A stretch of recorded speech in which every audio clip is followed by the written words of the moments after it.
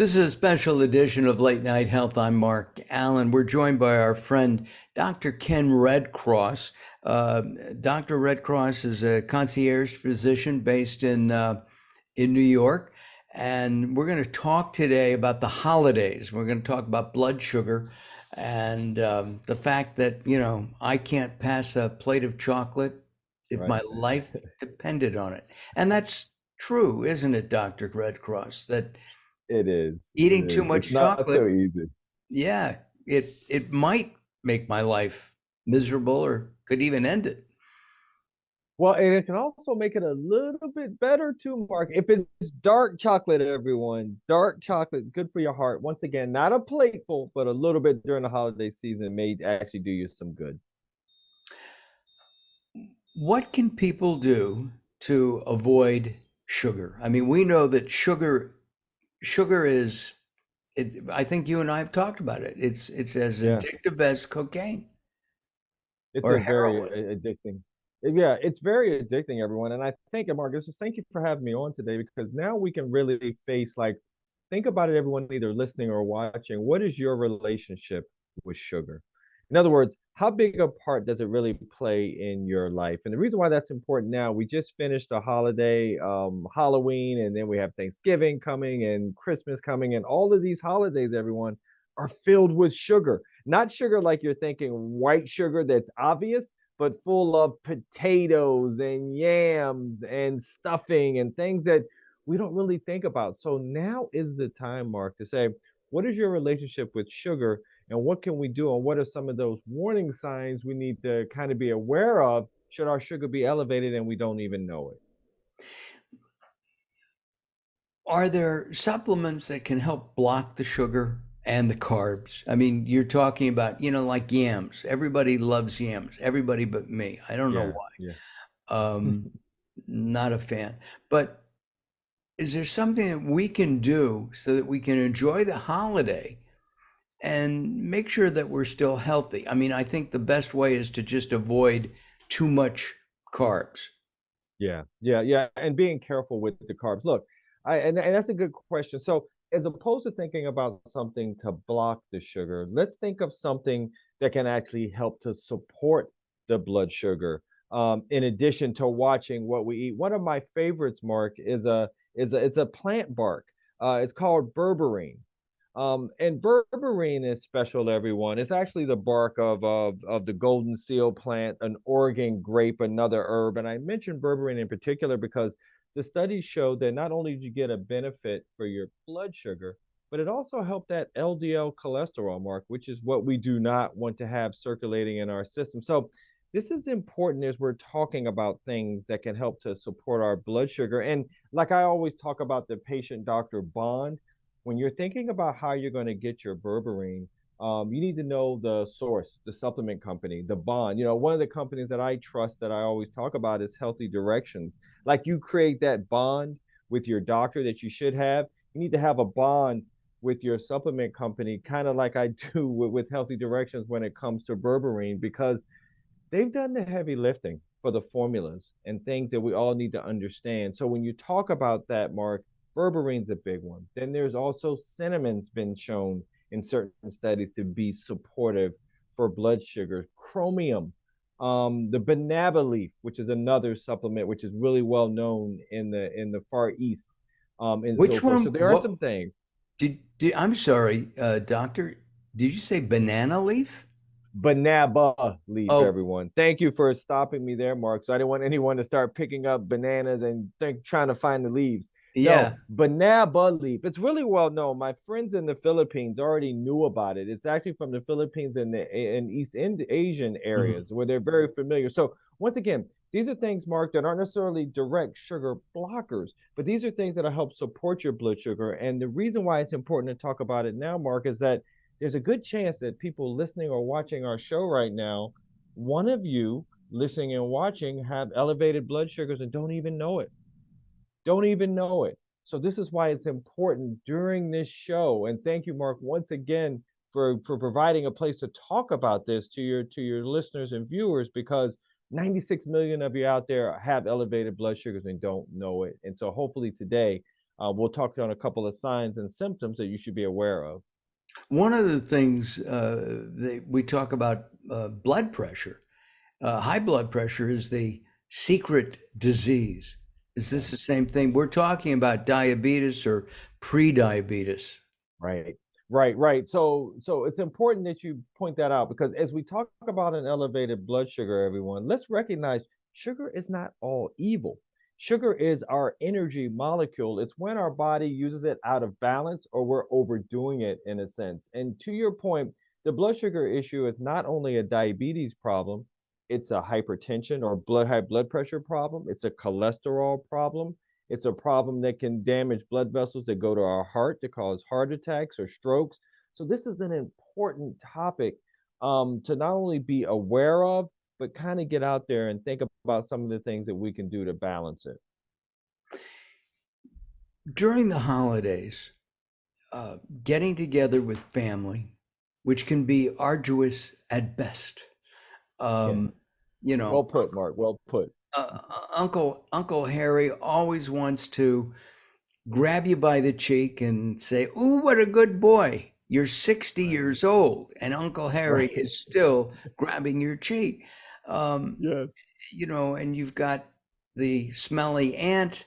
You've got the cousin that you really can't stand because when you were 14, he beat the crap out of you. Excuse me. Right. Right. Um, Right. the the anxiety and the pressure of family stuff, does that affect our blood work, if you will? You'd be surprised, everyone. So we always hear, and Mark, anytime you hear me on any of these shows, I'll call it the S word, everyone, because I don't give it strength, and that's stress. I'll say it only a couple of times here. But when that gets caused or when stress comes about, you have an elevation of cortisol, everyone. It's kind of that fight or flight hormone. And so it's not good to have the fight or flight all day. It's okay when you're running from a tiger when we were cavemen and cave women, but we don't do that anymore, and it causes damage. It causes overeating. It causes obesity around the midriff, which is not good for diabetes or high cholesterol or what have you. And so when you're thinking about some of these signs and symptoms during this time of year, with I guess I should actually start adding the S word to it, Mark, but it's fatigue, increased urination, increased thirst, blurred vision. These are things that we can't just blow off as maybe related to stress or maybe related to other things. We have to take them seriously and be mindful of them. Let's talk about men first, and then we'll talk about women. I know many men who wake up several times a night to pee, Sure. indicating prostate issues. Does sugar have any effect on the prostate? In a way, guys, it's almost not directly on the prostate, but it has a problem on the genitourinary system, meaning really there from the load of sugar you get to the bladder. See, the water in your body follows all that because it wants to dilute all that sugar in your bladder. So therefore, you're right, Mark. You get that what we call nocturia, everyone, which is urinating a lot at night, and that's the perfect example when guys blow that off as, it's just my prostate acting. It's probably not a big deal. I need to take my prostate meds or I need to go see my urologist. But this isn't something to blow off because that right there can be your first sign that your blood sugar is elevated. So, by peeing, what about, we're all supposed to drink lots of water. I think somebody told me recently that I should be drinking 72 ounces of water a day. I don't think I Hmm. do 72 ounces of water Oh, in a week. I know I should drink more. I yeah, started drinking cans and bottles so I can measure it easily. nice. But if I drink, 12 ounces or 24 ounces of water at 10 o'clock, 2, 3 o'clock in the morning, it has to go someplace. No, it does. And that's why it's such a balancing act. So you're right. Look, there's been some newer recommendations. We already understand the importance of water, everyone, but we are recognizing that most of us aren't getting enough water. So I usually talk to patients a lot, Mark, about kind of cutting it off I'm sorry, dinner time, which tends to be maybe 7-ish the cutoff point in a sense, so that you're not going up all night. But don't forget that the nocturia, or let's say the polyuria, in other words, the sugar is elevated and you're going a lot, it still affects you during the day a bit. a little bit more than normal where you feel like you just went, but you got to kind of go again. So it's a little different and unique, but you're right. Balancing the amount of water that we need to be careful of that. But I usually cut it off about 7:30 as far as the big loads of water. And what about, is that also for women It as well is. as It's men? for men and women. It's for men. I mean, look, well, obviously we have different kind of water requirements because of body mass and so forth. Most body mass. There's some women that are bigger than men, but as a whole, it's a little bit different. But it's still important to be mindful of the importance of hydration. The sleep is important. And Hmm. um, last night I went to bed about 11 o'clock. I woke up at a quarter to six. I Hmm. woke up about 3:15, went back to sleep. Woke up Hmm. at about a quarter to six, and I thought, yay. And I do that on a regular basis. I don't generally get up and pee overnight, but how many times should a person pee during the day? Is it 3 times, 6 times? Well, that's a great question. Mark, it's the better question, like you mentioned. You mentioned getting up at night. That's usually the question that the urologist will ask everyone because during the day kind of depends on how much you're drinking. Like I'm a big tea drinker, and I drink, fresh tea off the leaf and that sort of thing for its medicinal benefits. So I'm drinking tea kind of throughout the day, but usually it's that nighttime when everyone's really affected, when they're saying, Doc, I am getting up 3, 4, 5 times a night, that kind of clues me into saying, that's not necessarily so normal. So night typically is the better indicator that I see, as far as when you're going a little bit too much. Do a lot of men will pee and then 10 minutes later have to go back and pee, as you said. Do Yeah, women yeah, have yeah. that And same thing? not necessarily. And men who kind of have to go back a little bit, that gets back to that prostate issue we're talking about also, right? Because if you can Right. imagine every guys, you're thinking about it, the urine's trying to come out of the urethra, and trying to go into the toilet. And then you have your prostate there. So imagine trying to get over a big hill. And some of it just gets over the hill and some of it goes back the other way. It reminds me of my track days, Mark, when I couldn't make it up those hills and had to come back down. You can't always make it over that hill or that prostate. And so that urine goes back. And guess what, guys? Next thing you know, gosh, I didn't completely empty. Thought I did, but I didn't. So once again, different issues and different challenges. But now you understand why it's so important to be able to have a good relationship with the doctor. Say, I don't know if this is this prostate thing that this Dr. Redcross was talking about, or if it is my sugar. Maybe I should come in and get my blood sugar or A1C checked or what have you. The um, the fact is that we're an overweight society here in the U.S. Yeah, We eat too much, you know. Instead of one piece of bread, we eat two pieces of bread.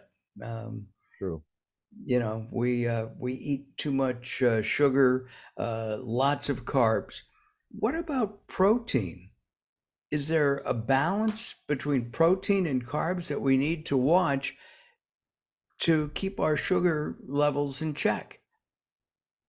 This is I love that you asked this, Mario. This is exciting because I'm a big fitness guy. So nutrition, makes my I get goosebumps because this is the important part. And the reason why it's so important, everyone, seriously, is because guess who controls this? You do. You can control this. You can help manage your blood sugar on your own if you're mindful, like Mark is mentioning. So it's about balance. I always kind of ascribe to kind of something that I created 60-40-20, 60 grams of carbs, 40 grams of protein, and 20 grams of fat. Reason why I kind of do it that way, everyone, is it's about balance when you're thinking about eating. And when you're thinking about 60 grams of carbs, that's reasonable, even for someone who doesn't have blood sugar issues. And if you're staying around that, so what 60 grams of carbs look like, everyone? Think about a cup of beans.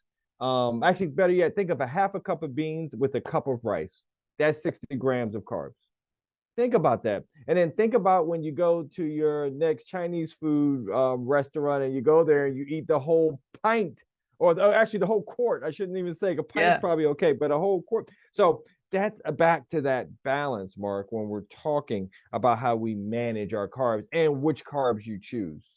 Now, my wife likes white rice. We just had Chinese food the other day. Okay. Yep.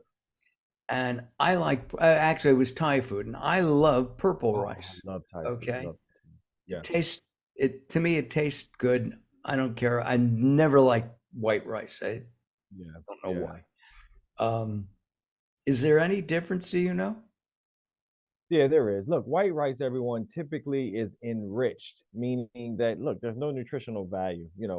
Vitamins and minerals are added to the rice to make it somewhat nutritious. So usually you try to avoid white rice. I tend to go more brown rice, which is more of like you're getting more of the husk, you're getting more of the actual benefits of the nutrition than you want to. So you have to be careful with really not just white rice, but as I say, Mark, kind of the white foods, white rice, bread, and pasta. You have to be careful, guys, because they're sneaky. They're sneaky in the sense that you get a plate of spaghetti and you're like, oh, it doesn't look like a lot. And you look at the box and it's measured for 2 ounces of pasta and you realize you have 20 on your plate. So, like I said, they're sneaky. But if you're mindful of what you're putting in and look at your labels here and there, it can get back to that balance piece of how you manage your carbs in particular. And don't forget, too, that when you talk about that obesity piece, Mark, it's not only about carbs, it's about too much protein also, because too much protein can also later become fat on the back end. Um, and so something to just think about, which gets back to that overeating piece that we have to really take care of here in America and think Um, more about portion size. and talking about fat, we don't want you don't want to eat a lot of beef or pork fat. You want to eat No, like olive oil there you go. And nuts. and Yeah. nuts. Yeah, Yeah. that's a better way to get your fats, Mark. You're right. And so guys, once again, for some of you who are meat eaters who are like, Doc, I'm not trying to become vegan, I can't do it. I get it, but it's about once again portion size. So if you need a pork roast, let's go 4 ounces of the pork roast. It's about the size of a deck of cards, for instance, 4 ounces of fish, that sort of thing. Think about fish as other ways to get your fats also. So just think about substituting some things. It doesn't have to throw your life into turmoil, but you do have to be open to all other ways of eating. As we wrap up our time together, because you have patients waiting out there, um, Right. or you're going to visit them, I'm not sure which. Yeah, Um, yeah. uh, is diabetes preventable? Yeah, so I will tell you guys, yes and no. Look, there's two types of diabetes, everyone. It's type 1 and type 2. 90% of what we talk about with diabetes tends to be the one that we can control. Diet, exercise, weight loss. The one that's tough for us is the 10%, which is a little bit more hereditary, a little bit more genetic, let's say, which is type 1. And you typically find that out early in life. So, yeah, so there's something that you can do. Now, whether you're making sure you get enough exercise, whether you learn a little bit about berberine, and once again, get a good relationship with the supplement company that has berberine, or whether you're also bringing in, making sure you're cutting out some of the artificial sweeteners that are out there as Oh, well. And so yes. that's key. That's so key, especially as a tea drinker. I tell you guys, there's only two forms of sugar that's natural, and that's honey and maple syrup. When you really think about that, that's coming from Mother Earth, and nature, and those are the ways I do my sugar or think about that each and every day. So give that some thought. What about cane? I mean, it's or beets. Oh, yeah, but once again, They exactly. Well, you're refine it. talking, yeah, yeah. That's what I was about to say. You're talking about things that aren't necessarily the pure source per se, that we have to. So think about that. I even saw a study today. Everyone is interesting. It was talking about honey and the benefits of honey. And so you think about it. Obviously, honey is sweet. So you're talking about diabetics or someone that shouldn't necessarily take honey directly. But the study was actually showing the benefits of honey.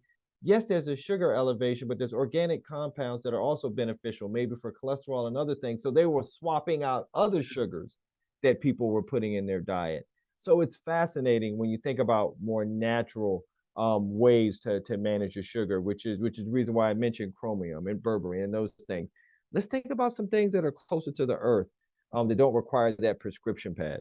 What about stevia? That's a big thing right now. Yeah, and look, and not even to pounce on them per se, but those are the ways that I would rather us think a little differently. That particular class and those artificial sweeteners, guys, they affect our microbiome, it was found out. So our microbiome, we're starting to understand a lot about the brain gut axis. Yeah. And if there's anything that we don't want to do right now is affect our microbiome. So when you think about those artificial sweeteners, it's important to kind of hit the pause button on those and get some natural ways to sweeten your tea, your coffee, or what have you. All right. Last question. What kind of tea do you drink? It depends on the night, everyone. So I usually go Earl Grey during the day, but once again, I like all these ones sent from all over the world and tasting different ones. And then usually at bedtime, I'm coming down with a little green tea at the end. A lot of medicinal benefits there as well. We just did a cooking segment with Haney and Sons teas, Oh, which is not Harney and Hardy Sons. and Sons. Thank you, Hardy Oh and yeah, Sons. they're awesome. I did a 4-hour tea class with them. Did you really? So they're good. They're here. They're in New York, down in Yeah, Soho. they're not far from you. All right. Well, Yeah. we're gonna let you go. Again, what's the name of the berberine that you recommend? Yeah, berberine, and it's important. It's the one from Healthy Directions because the studies were with that. More importantly, guys, when you look on Amazon and other places, you'll see different berberines. But for me, the key was the study showed that it should be 1,500 milligrams, and the one from Healthy Directions was 1,500 milligrams. And so that's why I kind of ascribe to that. But once again, do your research, learn about berberine for yourself as well, and see why I'm such a big fan of it. Terrific. Our guest has been Dr. Ken Redcross. We've got his website up here. I think we have healthy. Um, whoops, I read it. It's Healthy Dr. Ken, direction. yeah, drkenredcross.com. Right. And I every now and then I'll get a YouTube video from Dr. Ken on a hike or something like that. So it's always good stuff. Great talking to you, and look forward to our next conversation. Happy holidays to you and your family. Oh, thank you, Mark. You too, and stay well, everyone. I'm Mark Allen. This is Late Night Health.